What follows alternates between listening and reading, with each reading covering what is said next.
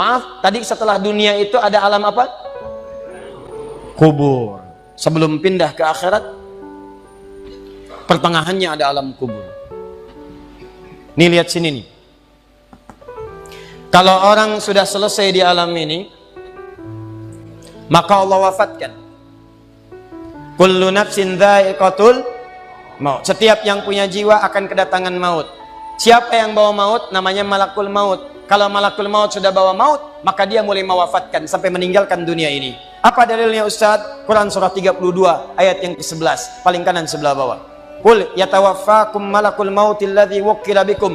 Kata Allah, katakan Muhammad kepada semua umatmu, setiap yang punya nyawa itu akan diutus malakul maut untuk mencabut nyawanya. Datang maut, makanya orang yang belum meninggal, yang belum dicabut, namanya disebut oleh Al-Quran dengan nama mayitun. Nih, ada ya-nya, ada taknya. Ya-nya ada tasdidnya begini. Mayit, kalau ada tasdid berarti artinya CM, calon meninggal. Di antum jangan tersinggung kalau dikatakan mayit ya. Iya. Sama dengan ustad. Iya. Innaka mayyitun wa innakum mayyitun. Engkau mayit, mereka pun mayit. Engkau akan wafat, mereka pun wafat. Cuman Allah membedakan waktu-waktu wafatnya. Barangkali tidak sama semuanya. Bisa antum duluan, saya belakangan, mungkin. Atau mungkin juga ditukar, jangan salah, bisa ditukar. Saya belakangan, antum duluan, bisa. Gak ada bedanya Ustadz. Ya sudah, saya duluan, bisa setelah antum. Nah, dipakai tasdid. Kalau datang maut, maut datang, maut lewat malakul maut. Maut ini mengambil nafas, diambil tasdidnya nih, ambil ke atas. Begitu diambil, qul yatawaffakum malakul mautil ladzi wukkila bikum. Kullu nafsin dha'iqatul. Ya ayyatuhan nafsul mutmainnah, sesuatu yang tenang. Dalam bahasa Arab disebut dengan sukun. Sukun itu tenang, alamatnya sukun bulat. Ini bulat dalam ilmu loghah. Bulat jadinya, hilang tasdidnya. Maka kalau mayit itu artinya nyawanya sudah tidak ada. Mayitun masih ada nyawa, diambil malakul maut jadi mayitun. Nih, alam kubur. Begitu pindah ke sini, datang malakul maut, dicabut nyawanya, maka diwafatkan, ditinggalkan dunia ini. Maka orang mengatakan telah meninggal dunia. Artinya apa? Ditinggalkan dunianya. Lihat sini, fokus. Karena alam kubur beda sifatnya dengan dunia, lain tempatnya, lain keadaannya, maka lain pula bekalnya. Jangankan alam kubur, beda tempat di dunia saja sudah beda keadaannya.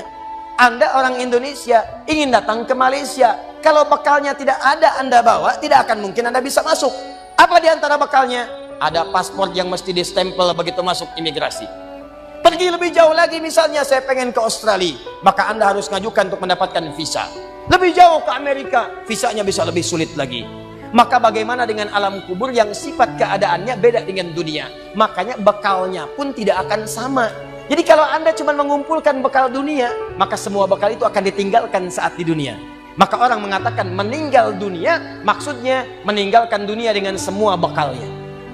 Nih, maaf ya, jam dunia, baju dunia, handphone dunia, gelas dunia. Jadi semua yang kita dapatkan di dunia, rumah yang luaskah, mobil yang mewahkah, pakaian yang glamourkah, kalau sudah meninggalkan semua alam dunia itu, maka hilanglah semua yang kita kenakan. Habis semua kita tinggalkan. Walaupun Anda koleksi yang bagus-bagus, tetap tidak akan pernah dibawa. Jangankan Anda, yang mengantarkan saja tidak akan menyertakan. Silahkan cek. Anda punya koleksi mobil paling bagus, apakah saat wafat dikuburkan dengan mobilnya? Tidak. Anda punya handphone paling mewah, kenangan tingkat tinggi. Di handphone itu suka dipakai bikin status tentang hadis, tentang ayat, tentang tafsir. Tiba-tiba ketika akan wafat, Anda wasiat kepada istri Anda tercinta. Mama, ini handphone kesayangan Papa, handphone bekal ibadah. Tolong kalau meninggal, kuburkan dengan handphonenya. Kalau Mama kangen, miss call aja. Mustahil. Tuh air, mereknya Bengkulu Fillah. Nikmat di dunia. Tapi apakah ketika masuk ke alam kubur dibawa? Tidak. Selesai. Maka bagian pertama, Anda mesti sadar, ini yang mau saya sampaikan. Dan dari sini saya akan lebih fokus kepada apa yang ingin saya sampaikan. Kita mesti sadar teman-teman sekalian, pertama kata Allah kita akan wafat. antum akan meninggal. Wafat. Wafat. Wafat. Wafat. Jadi antum kalau melihat di cermin tuh, ngaca dulu, ngaca, tunjuk wajah antum, wafat. Kamu akan wafat. Ketika Anda sadar Anda akan wafat, meninggalkan dunia ini, maka Anda mesti paham, udah punya bekal belum untuk pulang? Udah punya persiapan belum? Jangan-jangan Anda sibuk menyalakan rumah dunia Anda. Begitu padam listriknya, sibuk telepon PLN, telepon ini, telepon itu. Masuk ke alam kubur nggak ada cahaya, mau PLN mana yang dihubungi? PLN yang datang malaikat mungkar. Menerbuka. Siapa Tuhanmu? Siapa nabimu? Apa kitabmu? PLN. Gelap. Gelap dan gelap. Karena itu orang-orang yang tidak siap dengan kehidupan berikutnya, maka mohon maaf, dia akan merasa ketakutan ketika meninggalkan dunia ini. Bahkan ada yang saking takutnya, malaikat langsung bergerak untuk memaksa dia cepat meninggalkan tubuh dunianya. Muncul Quran surah ke-8 ayat ke-50. Kata malaikat, akhriju anfusakum. Kamu ini susah banget pulangnya, maka dipukulin oleh malaikat. Pukul, pukul, pukul, pukul. Teman-teman, karena alam kubur itu bekalnya bukan bekal dunia, maka Anda tidak akan pernah bisa membawa cahaya dunia ke alam kubur. Maka saya ajak Anda pada malam hari ini, coba ayo kita berubah. Tolong pikir baik-baik, tidak akan ada yang abadi. Dan besok pun belum tentu hidup. Demi Allah saya katakan, Allah bisa mewafatkan kita pada malam hari ini. Saya cuma mau tanya sebentar aja merenungkan. Tolong tanya pertanyaan saya ini, tanyakan pada diri Anda sebelum tidur. Kalau Allah wafatkan Anda pada malam ini, sudah siapkan Anda dengan bekal pulang Anda kepada Allah? Karena itu hukum mengatakan orang yang tidak punya bekal maka dia tidak siap untuk mudik. Tuh lihat Ramadan tuh. Ntar sebentar lagi, tersisa tinggal 2-3 bulan ke depan datang bulan Ramadan. Begitu di ujung Ramadan, orang semua siap-siap mudik. Demi Allah saya katakan, saya pernah mengadakan survei kecil-kecilan. Saya tanyakan pada sementara orang yang tidak mudik, saya tanya kenapa nggak mudik? Ustadz, nggak ada bekal. Dunia saja tidak punya bekal, malu mudik. Tidak punya bekal, susah mudik.